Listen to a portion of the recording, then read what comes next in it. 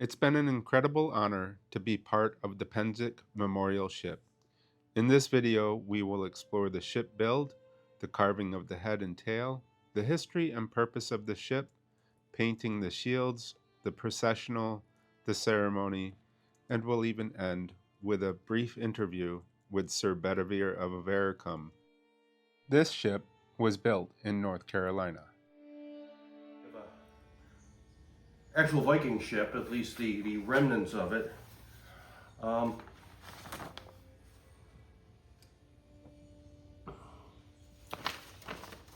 this will actually be the keel of the boat.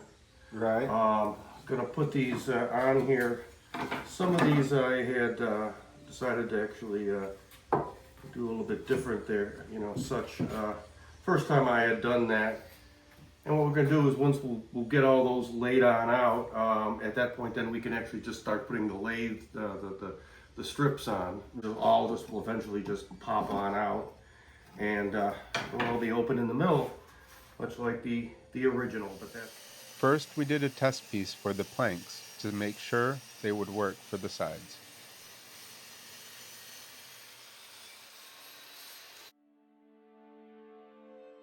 When we determined the appropriate thickness, we ripped each of them down.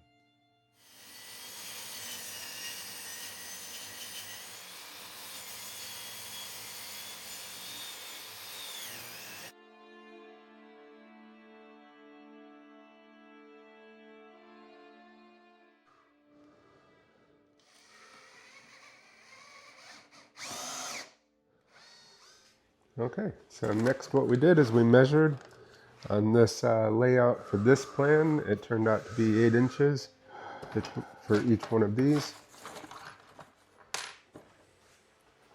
It's almost like a piece of performance art. That's exactly what it is. I mean, yes. Really. Yeah.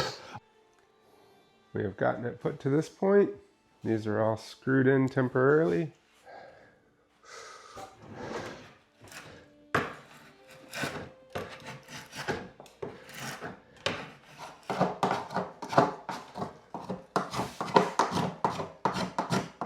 That one should be the right one. And so they'll be down on the keel, or the boards will go onto there. Did we need to go from underneath so that you could run a practice rib, or? Good idea what these guys are doing here. Once we got the temporary ribs installed, it was time to put the planks on.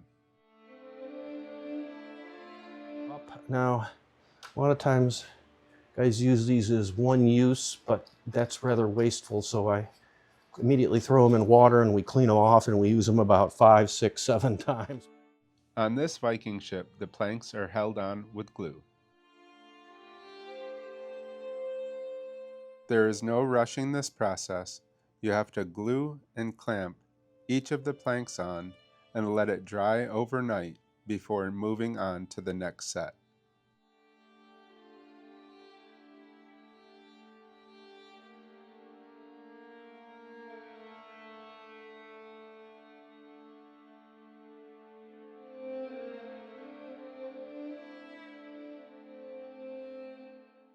I was humbled when Sir Bedawyr had asked me to carve the head and tail, as I had never done anything like this before.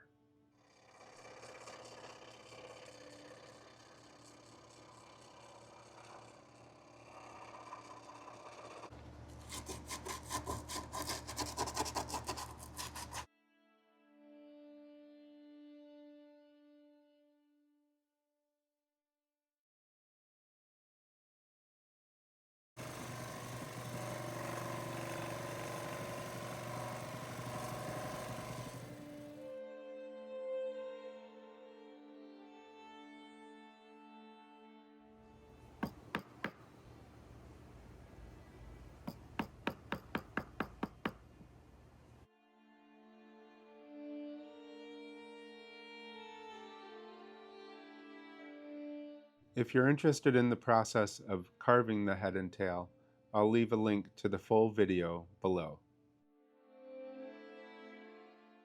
Each year, the sail is painted in remembrance of one person.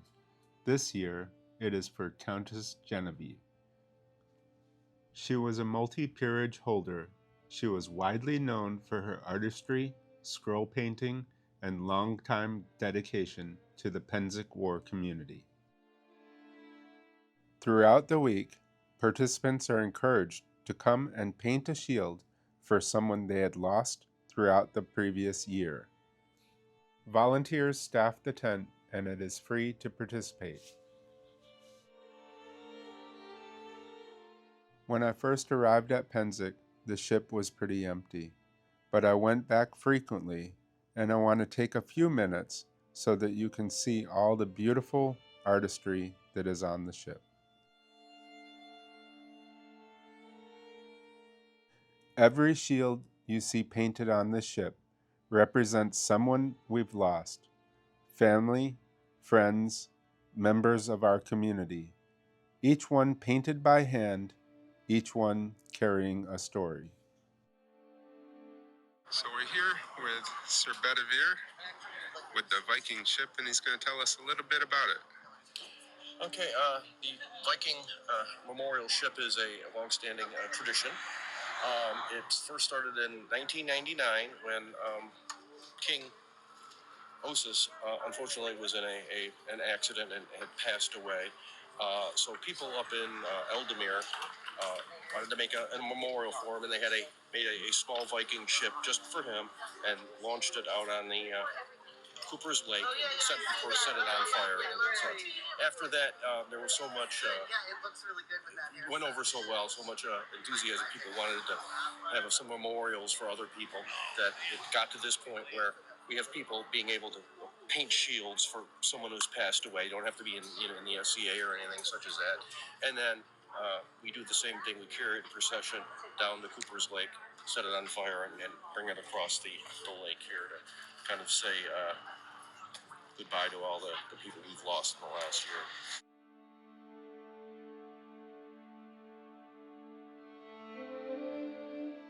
For a ship that started out as empty, it's humbling to see all of these shields. By the end of the week, it was over 250.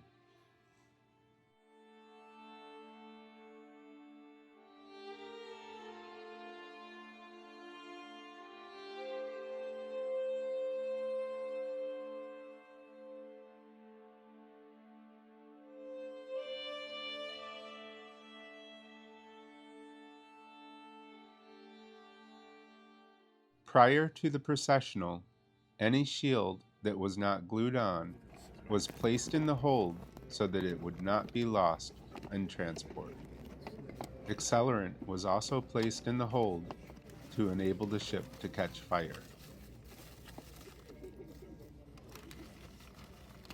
Weather permitting, the procession always takes place on Thursday of War Week at 8:30 to have the best lighting possible. Family and friends gather to transport the ship from its location down to Cooper's Lake for the burning. Carry the ship on down. We already have one volunteer.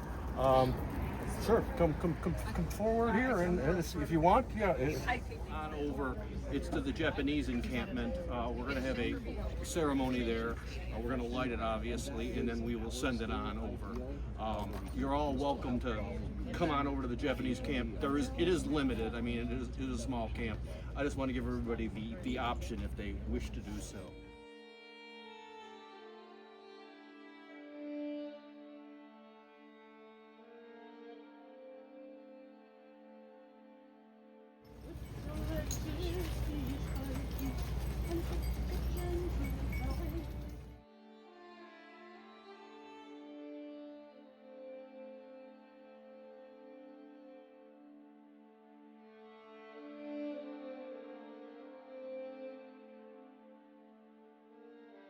As we were walking, people felt compelled to join the procession, and our numbers grew along the way.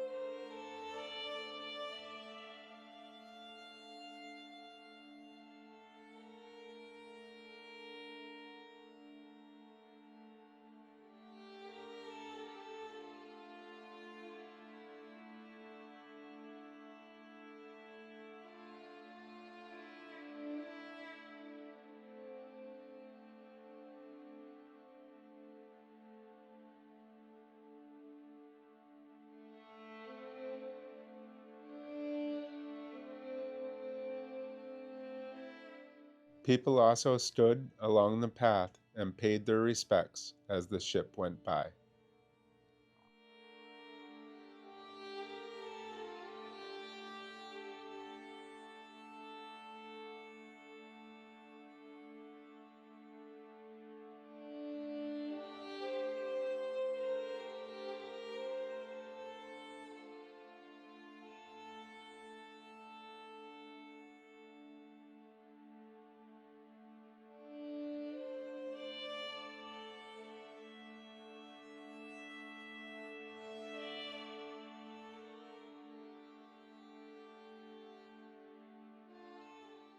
I think we all know why we're here.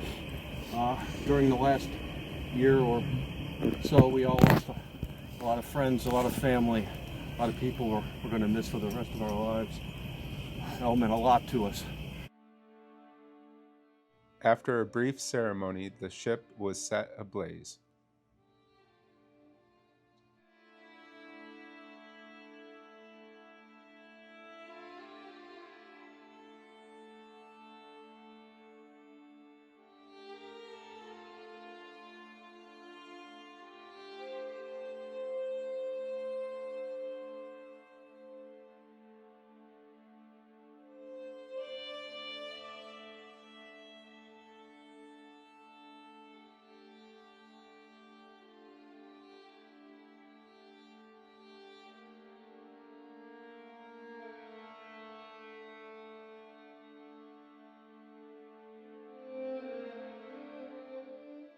Sir Bedawyr gently placed the ship in the water for its final voyage.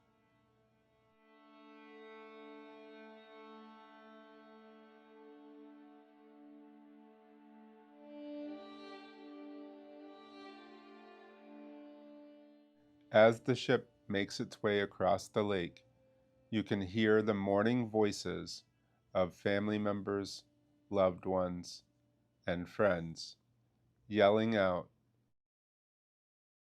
It is incredibly emotional to witness, however, I don't feel comfortable sharing the grieving voices.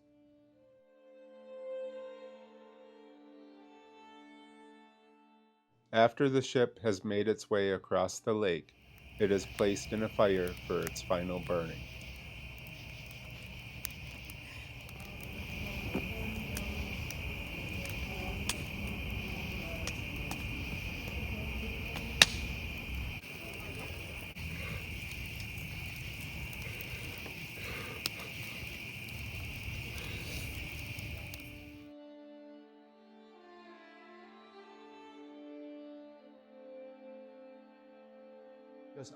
My first Pennsic was Pennsic 8, which was in 1979, believe it or not. It's the second time we actually held it at Cooper's Lake.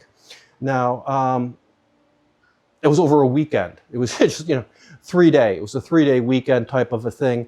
They, Coopers did minimal because it's like, who are we? Who are these people? Suddenly they had 1,500 people show up, 1,200 people show up, which was, wow, that's a lot. And then the next year we had, 1,500, 1,700 people. And then suddenly, it just went on and on up to, we actually had over 10,000 people there usually. So it's, quite a big part. They take most of July and August there just for us.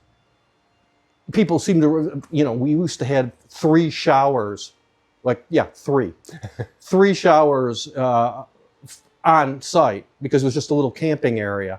You could imagine 10,000 people and 3 showers. And so, of course, they put more showers in, which means they had to sink another well. They had to get heaters. They had to put propane down there, get, that going.